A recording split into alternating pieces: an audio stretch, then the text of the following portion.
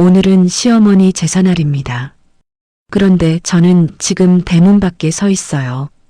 시댁 대문 앞에서 벌써 30분째 기다리고 있습니다. 손에는 정성껏 준비한 제사 음식이 담긴 보자기가 들려 있어요. 새벽 4시부터 일어나서 만든 음식들이었습니다. 전도 부치고 나물도 무치고 탕도 끓였어요. 시어머니가 생전에 좋아하시던 음식들로만 준비했습니다. 하지만 시댁 식구들은 저를 안으로 들여보내지 않았어요. 문을 두드렸을 때 시누이가 나왔습니다. 시누이는 저를 보더니 차갑게 말했어요. 언니 오늘은 들어오지 마세요. 어머니가 원하시지 않을 것 같아요라고 말했습니다. 저는 깜짝 놀라서 되물었어요. 무슨 말이에요? 제사인데 제가 왜 못 들어가요라고 물었습니다. 시누이는 고개를 돌리며 말했어요. 언니도 알잖아요. 어머니가 돌아가시기 전에 뭐라고 하셨는지라고 말했습니다. 심장이 철렁 내려앉았습니다. 시어머니가 돌아가시기 일주일 전 병원에서 하셨던 말씀이 떠올랐어요. 그때 시어머니는 제 손을 잡고 말씀하셨습니다. 미안하다. 내가 좋은 며느리인 건 아는데 내가 너무 힘들었다라고 하셨어요. 그리고 이렇게 덧붙이셨습니다. 내 제사에는 오지 않았으면 좋겠구나. 내가 있으면 내가 편히 못 갈 것 같아라고 하셨어요. 그 말을 듣고 얼마나 충격을 받았는지 모릅니다. 저는 15년 동안 시어머니를 모셨어요. 한 번도 불효한 적 없었습니다. 아니, 그렇게 믿고 있었어요. 그런데 시어머니는 제가 있으면 편히 못 간다고 하셨습니다. 지금 대문 앞에 서 있으니 그 말씀이 현실이 됐어요. 시댁 식구들은 정말로 저를 제사에서 배제시킨 겁니다. 안에서는 시댁 식구들의 목소리가 들렸어요. 시아버지와 남편 그리고 시누이 2명의 목소리였습니다. 모두 제사 준비로 분주한 것 같았어요. 저는 떨리는 손으로 남편에게 전화를 걸었습니다. 남편은 전화를 받지 않았어요. 1번, 2번, 3번 계속 전화했지만 소용없었습니다. 그때 옆집 아주머니가 지나가시다가 저를 보셨어요. 아주머니는 놀란 표정으로 다가오셨습니다. 아니, 며느리가 왜 여기 서 있어요? 제사날인데라고 물으셨어요. 저는 대답할 수가 없었습니다. 너무 창피했어요. 15년 동안 이 동네에서 살았습니다. 모두가 저를 착한 며느리로 알고 있었어요. 그런데 지금 제사에도 못 들어가는 며느리가 됐습니다. 아주머니는 안타까운 표정을 지으시며 말씀하셨어요. 집안일이 참 복잡하네. 그래도 제사날인데 이러면 안 되는 거 아닌가라고 하셨습니다. 저도 그렇게 생각했어요. 아무리 시어머니가 그렇게 말씀하셨어도 제사는 지켜야 하는 거 아닌가요? 15년 동안 며느리로 살았는데 마지막 제사마저 못 지내다니요. 대문 안쪽에서 시누이의 목소리가 들렸습니다. 오빠 언니 아직도 밖에 있어요. 어떡해요? 라고 말하는 소리였어요. 그리고 남편의 목소리가 들렸습니다. 그냥 더 어머니 유언이잖아. 우리가 어쩔 수 없어라고 말했어요. 그 말을 듣는 순간 눈물이 났습니다. 남편마저 저를 외면하는 거였어요. 15년을 함께 산 남편이었습니다. 슬하에 자식 2을 낳고 함께 키웠어요. 그런데 시어머니의 유언 한마디에 저를 문 밖에 세워둔 겁니다. 손에 든 보자기가 무겁게 느껴졌습니다. 새벽부터 정성껏 준비한 음식들이었어요. 이 음식들은 이제 어떻게 해야 할까요? 저는 결심했습니다. 시어머니가 왜 그런 말씀을 하셨는지 알아내야겠다고요. 15년 동안 제가 뭘 잘못했는지 확인해야겠다고 생각했습니다. 15년 전으로 돌아가 봅니다. 저는 26살에 남편을 만났어요. 맞선으로 만났습니다.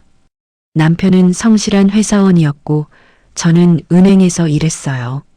첫인상은 평범했지만 마음씨가 좋아 보였습니다. 3번의 만남 끝에 남편이 청혼했어요. 빠른 전개였지만 나쁘지 않았습니다. 30이 다가오는 나이에 좋은 사람을 만난 거라고 생각했어요. 시댁 상견례를 갔을 때 시어머니를 처음 뵀습니다.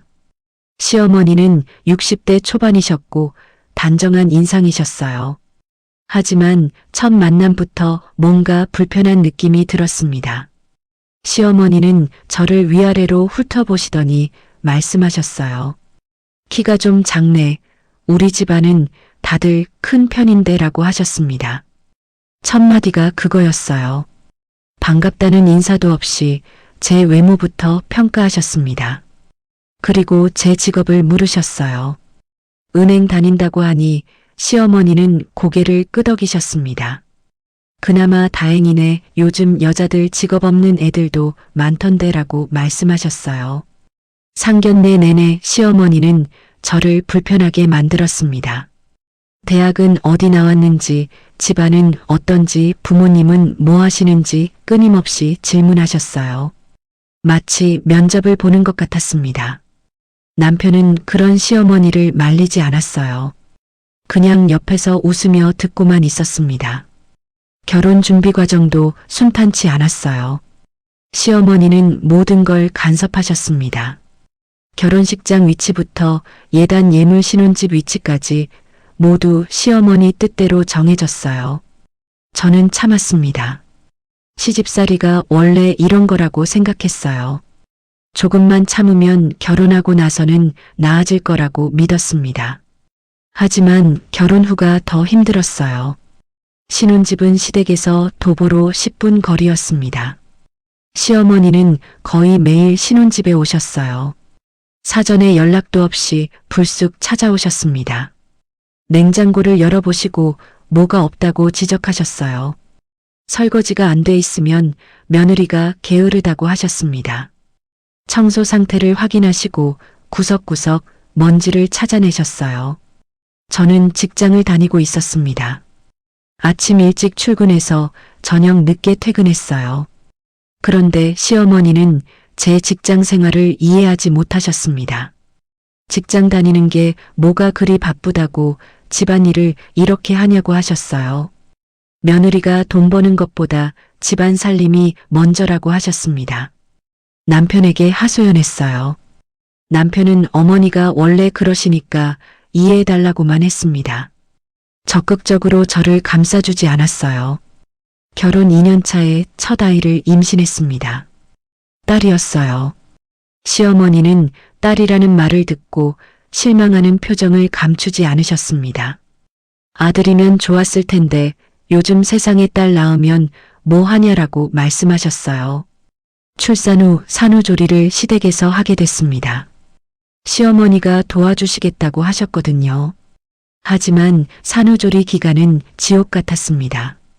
시어머니는 손녀를 거의 안아주지 않으셨어요. 딸이라서 그런 것 같았습니다. 대신 제게 온갖 집안일을 시키셨어요. 몸조리를 해야 한다고 말씀드렸지만 소용없었어요. 요즘 여자들은 너무 약하다고 하셨습니다. 옛날 여자들은 애 낳고 사흘 만에 일어나서 일했다고 하셨어요. 저는 산후 우울증까지 왔습니다. 남편에게 집으로 돌아가자고 했어요. 하지만 남편은 어머니 심기를 건드리면 안 된다고 했습니다. 3년 후 둘째를 임신했습니다. 이번에는 아들이었어요. 시어머니의 태도가 확 달라졌습니다. 손자라는 말을 듣고 시어머니는 환하게 웃으셨어요. 역시 우리 며느리 할 수 있었네. 이번에는 잘했어라고 말씀하셨습니다. 그 말을 듣고 마음이 얼마나 아팠는지 모릅니다. 둘째 아들을 낳고 나서 시어머니의 태도는 극명하게 갈렸습니다. 손자는 끔찍이 아꼈지만 손녀는 여전히 무시하셨어요. 같은 날 같은 시간에 태어난 쌍둥이도 아닌데 이렇게 차별할 수가 있나 싶었습니다. 명절 때마다 이 차별은 더 심해졌어요. 세뱃돈을 줄 때도 아들에게는 10만 원을 주시면서 딸에게는 5만 원을 주셨습니다. 옷을 사줄 때도 아들 것만 비싼 브랜드로 사주셨어요. 딸아이가 5살 때였어요. 시댁에 놀러 갔는데 딸이 시어머니께 물었습니다. 할머니, 저는 사랑하지 않으세요? 라고 물었어요. 시어머니는 웃으며 대답하셨습니다. 그럼 사랑하지, 할머니가 다 사랑하지라고 말씀하셨어요. 하지만 그 말에는 진심이 없었습니다. 딸아이는 그 후로 시댁 가기를 싫어했어요. 왜 동생만 할머니가 더 좋아하냐고 물었습니다. 저는 대답할 수가 없었어요. 남편에게 말했습니다. 당신 어머니가 딸을 차별한다고 했어요. 좀 그만하시라고 말씀드리라고 했습니다. 남편은 딱 잘라 말했어요. 그냥 넘어가, 어머니 성격 알잖아. 건드리면 더 심해져라고 말했습니다. 저는 화가 났지만 참았어요.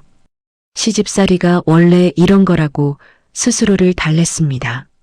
시어머니는 아들에게만 용돈을 주셨어요. 손자 용돈이라며 한 달에 한 번씩 10만 원을 주셨습니다. 딸에게는 단 한 번도 용돈을 주신 적이 없었어요.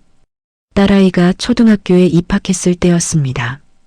시어머니께 입학 축하를 받을 줄 알았는데 아무 말씀도 없으셨어요.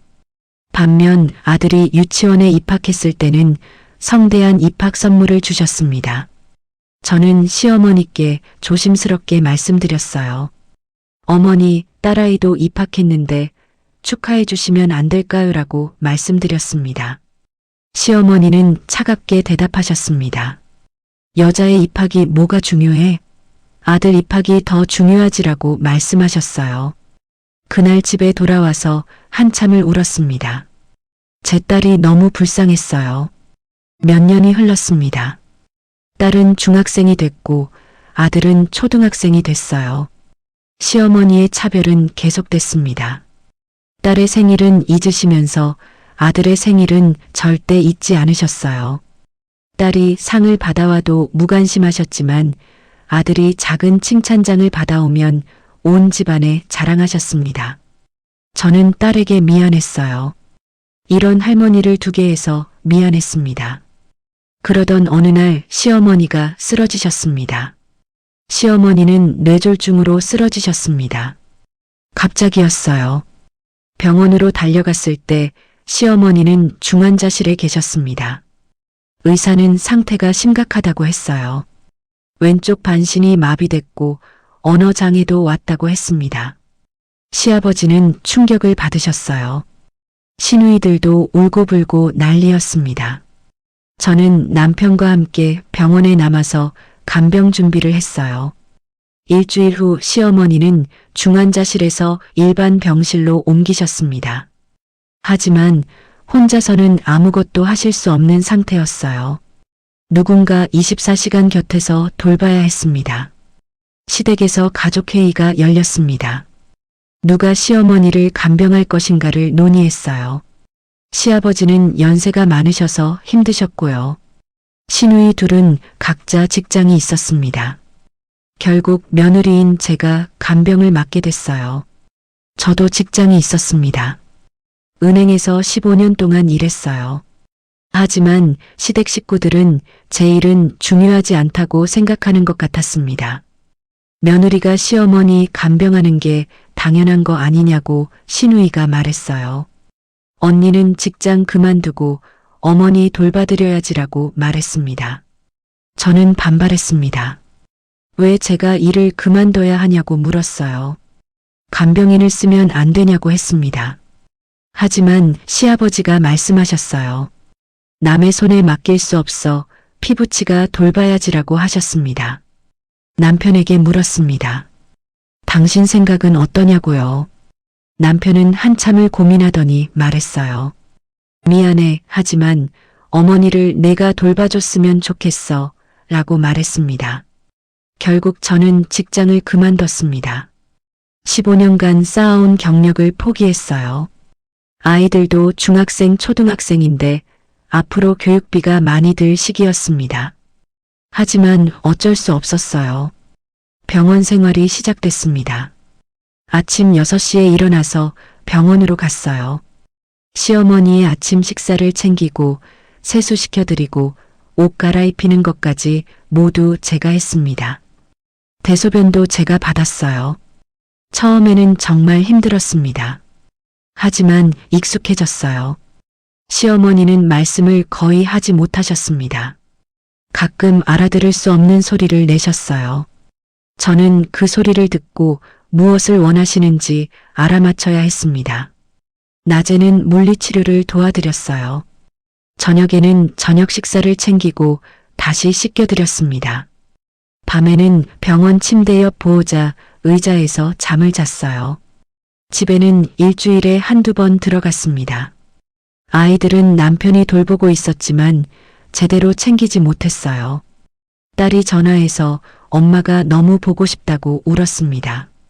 저도 아이들이 보고 싶었어요. 하지만 병원을 비울 수가 없었습니다. 시댁 식구들은 가끔 병원에 들렀습니다. 1시간 정도 있다가 가셨어요. 저는 24시간 내내 병원에 있었지만 그 누구도 고맙다는 말을 하지 않았습니다. 오히려 제가 잘못하는 게 있으면 지적하셨어요. 어머니 옷이 왜 이렇게 구겨져 있냐, 식사는 제대로 챙기고 있는 거냐, 물리치료는 열심히 시키고 있는 거냐, 끊임없이 체크하셨습니다. 1년이 그렇게 흘렀습니다. 1년간의 간병 끝에 시어머니는 많이 회복되셨습니다. 완전히 정상은 아니었지만 걸을 수 있게 되셨어요. 말씀도 어느 정도 하실 수 있게 됐습니다. 의사는 기적이라고 했어요. 이 정도 회복은 흔치 않다고 했습니다. 모두 제가 정성껏 간병한 덕분이었습니다. 1년 동안 하루도 빠짐없이 병원에 있었어요. 시어머니의 식사, 운동, 치료 모든 걸 챙겼습니다. 퇴원하는 날 시댁 식구들이 모두 모였습니다. 시아버지는 기뻐하셨고 시누이들도 눈물을 흘렸어요. 저는 시어머니를 휠체어에 모시고 병원 밖으로 나왔습니다. 1년 만에 보는 바깥 공기였어요. 시어머니도 기분이 좋아 보이셨습니다. 집으로 돌아온 후 시어머니는 재활 치료를 계속하셨어요. 저는 여전히 시어머니를 돌봤습니다. 아침에 시댁에 가서 식사를 챙기고 운동을 도와드렸어요. 몇 달 후 시어머니는 지팡이를 짚고 걸을 수 있게 되셨습니다. 말씀도 거의 정상으로 돌아오셨어요. 어느 날 시어머니가 저를 부르셨습니다. 며느리야, 이리 와서 앉아라라고 말씀하셨어요. 저는 시어머니 앞에 앉았습니다. 시어머니는 제 손을 잡으셨어요. 고맙다, 내가 아니었으면 내가 이렇게 회복하지 못했을 거야 라고 말씀하셨습니다. 저는 깜짝 놀랐어요. 시어머니가 고맙다는 말씀을 하시다니요. 15년 만에 처음 듣는 말이었습니다. 이제야 내가 얼마나 고생했는지 알겠구나, 미안해라고 시어머니가 말씀하셨어요. 저는 눈물이 났습니다. 드디어 시어머니가 저를 인정해 주시는 것 같았어요. 1년간의 고생이 헛되지 않았다고 생각했습니다. 그날 이후 시어머니는 저에게 좀 더 부드러워지셨어요. 예전처럼 구박하지 않으셨습니다. 제가 만든 음식도 맛있다고 하셨어요. 저는 드디어 인정받았다고 생각했습니다. 이제는 편하게 시댁 생활을 할 수 있을 거라고 믿었어요. 하지만 그건 제 착각이었습니다. 시어머니가 퇴원한 지 6개월이 지났을 때였습니다. 어느 날 갑자기 시어머니가 다시 쓰러지셨어요. 이번에는 더 심각했습니다. 병원으로 달려갔을 때 의사는 말기 암이라고 했습니다. 뇌졸중으로 입원했을 때 검사에서는 발견되지 않았대요. 하지만 그새 암이 빠르게 진행됐다고 했습니다. 시아버지는 충격에 빠지셨어요. 시누이들도 울며 어쩔 줄 몰라 했습니다. 의사는 길어야 6개월이라고 했어요. 항암 치료를 해도 완치는 어렵다고 했습니다. 시어머니는 항암 치료를 거부하셨습니다. 고통스럽게 살기보다는 편안하게 남은 시간을 보내고 싶다고 하셨어요. 다시 간병이 시작됐습니다. 이번에는 더 힘들었어요. 시어머니는 점점 약해지셨고 통증이 심하셨습니다. 저는 다시 병원에서 생활했습니다. 아이들은 여전히 집에서 남편과 지냈어요. 딸은 고등학생이 됐고 아들은 중학생이 됐습니다. 시어머니는 통증으로 밤마다 신음하셨어요. 저는 밤새 시어머니를 간호했습니다. 진통제를 드리고 등을 문질러 드리고 손을 잡아드렸어요. 어느 날 밤 시어머니가 저를 불렀습니다. 며느리야라고 부르셨어요. 내 어머니 편찮으세요라고 제가 물었습니다. 시어머니는 힘겹게 말씀하셨어요. 내가 너한테 미안한 게 많구나라고 하셨습니다. 저는 고개를 저었어요. 아니야, 나는 내게 못되게 굴었어.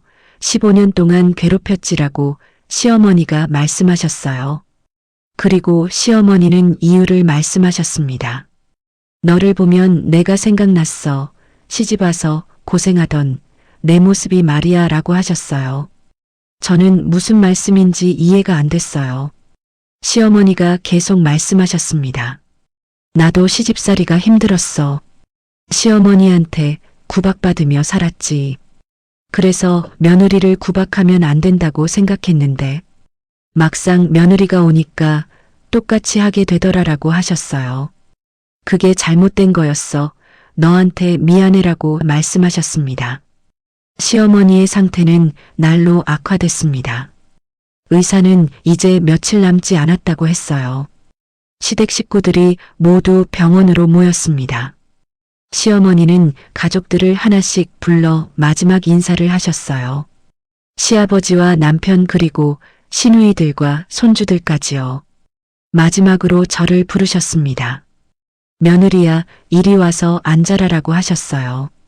저는 시어머니 옆에 앉았습니다. 시어머니는 제 손을 꼭 잡으셨어요. 너한테 할 말이 있어라고 시어머니가 말씀하셨습니다. 네, 어머니 말씀하세요라고 제가 대답했어요. 시어머니는 힘겹게 숨을 쉬시며 말씀하셨습니다. 미안하다. 내가 좋은 며느리인 건 아는데 내가 너무 힘들었다라고 하셨어요. 그리고 충격적인 말씀을 하셨습니다. 내 제사에는 오지 않았으면 좋겠구나. 내가 있으면 내가 편히 못 갈 것 같아라고 말씀하셨어요. 저는 믿을 수가 없었습니다. 1년 반 동안 간병한 며느리에게 제사에 오지 말라니요? 어머니, 그게 무슨 말씀이세요라고 제가 물었어요. 시어머니는 눈을 감으시며 말씀하셨습니다. 너를 보면 너무 미안해. 내가 너한테 못되게 군 게 생각나서 괴로워. 그래서 제사 때는 오지 말아줘라고 하셨어요. 저는 눈물이 났습니다. 이게 대체 무슨 일인가요? 며칠 후 시어머니는 돌아가셨습니다. 그래서 지금 저는 대문 밖에 서 있는 겁니다. 손에 든 보자기를 내려다봤어요. 새벽부터 준비한 제사 음식들이었습니다. 이 음식들을 어떻게 해야 할까요? 저는 결심했습니다. 집으로 돌아가기로요. 더 이상 여기 서 있어 봐야 소용없었습니다. 집으로 돌아와서 제사 음식을 차려놨습니다. 거실 탁자 위에 간소하게 차렸어요. 시어머니의 사진은 없었지만 마음속으로 시어머니를 그렸습니다. 절을 올렸습니다. 15년 동안 시어머니로 모신 분이었어요. 비록 시어머니가 제사에 오지 말라고 하셨지만 저는 며느리의 도리를 다하고 싶었습니다. 절을 마치고 일어나는데 현관문이 열렸어요. 딸이 들어왔습니다. 엄마 왜 여기 있어요? 안 갔어요? 라고 딸이 물었어요. 저는 딸에게 모든 걸 이야기했습니다. 시어머니의 유언 그리고 오늘 있었던 일까지요. 딸은 충격받은 표정을 지었습니다. 그게 무슨 말이에요? 엄마가 1년 반 동안 간병했는데 라고 말했어요. 그리고 딸이 말했습니다. 할머니는 항상 엄마를 무시했잖아요. 저도 알아요. 할머니가 엄마한테 얼마나 못되게 굴었는지라고 말했어요. 저는 딸이 그걸 알고 있었다는 게 놀라웠습니다. 딸이 계속 말했어요. 그런데도 엄마는 참고 잘해드렸어요. 아무도 인정해주지 않아도 엄마는 최선을 다했잖아요 라고 말했습니다. 그런 엄마한테 제사에 오지 말라니 너무하잖아요 라고 딸이 화를 냈어요. 저는 딸을 안아줬습니다. 그날 저녁 남편이 집에 왔습니다. 남편은 피곤한 표정이었어요. 제사를 다 지내고 온 것 같았습니다. 우리는 거실에 마주 앉았어요. 한참 동안 아무 말도 하지 않았습니다. 결국 제가 먼저 입을 열었습니다. 당신은 어떻게 생각해요? 제가 제사에서 배제된 것에 대해서라고 물었어요. 남편은 한숨을 쉬었습니다. 어머니 유언이잖아. 내가 어떻게 할 수 없었어라고 말했어요. 저는 화가 났습니다. 15년 동안 시댁을 위해 살았어요. 1년 반 동안 시어머니를 간병했잖아요. 그런데 제사 한 번 못 지내게 해요? 남편은 고개를 숙였습니다. 알아, 내가 많이 힘들었다는 거 알아. 하지만 어머니가 그렇게 말씀하셨는데 내가 어떻게 해? 저는 물었습니다. 그럼 앞으로는 어떻게 할 건데요? 내년 제사도 저는 못 지내는 건가요? 라고 물었어요. 남편은 대답하지 못했습니다. 저는 결심했습니다. 더 이상 이렇게 살 수 없다고요.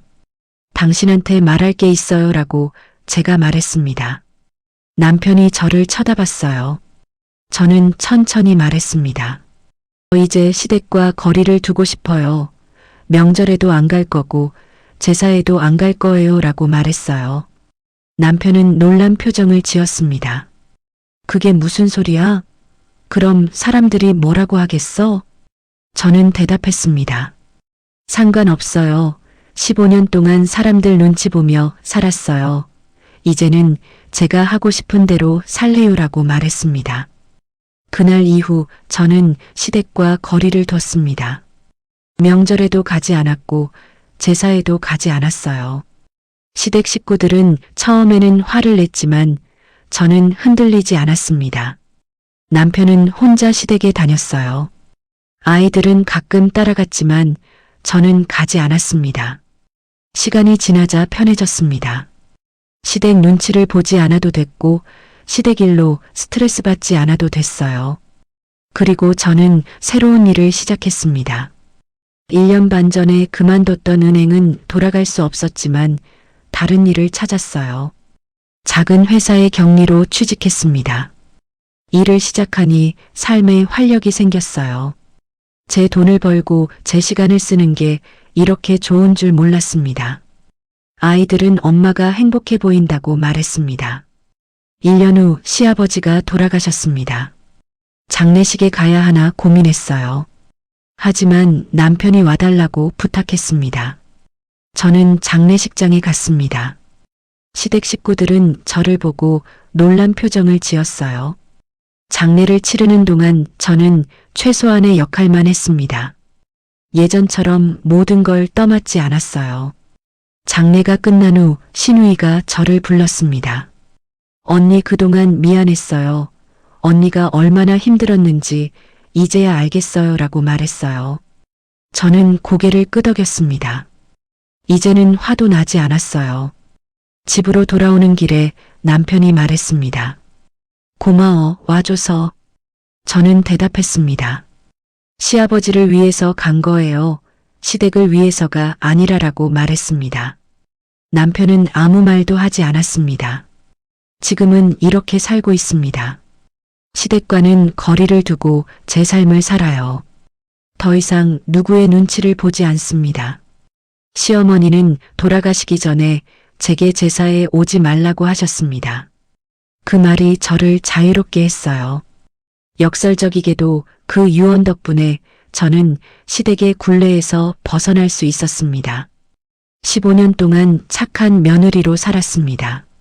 하지만 이제는 저 자신으로 살고 있어요. 여러분이라면 어떤 선택을 하셨을까요? 시청해 주셔서 감사합니다.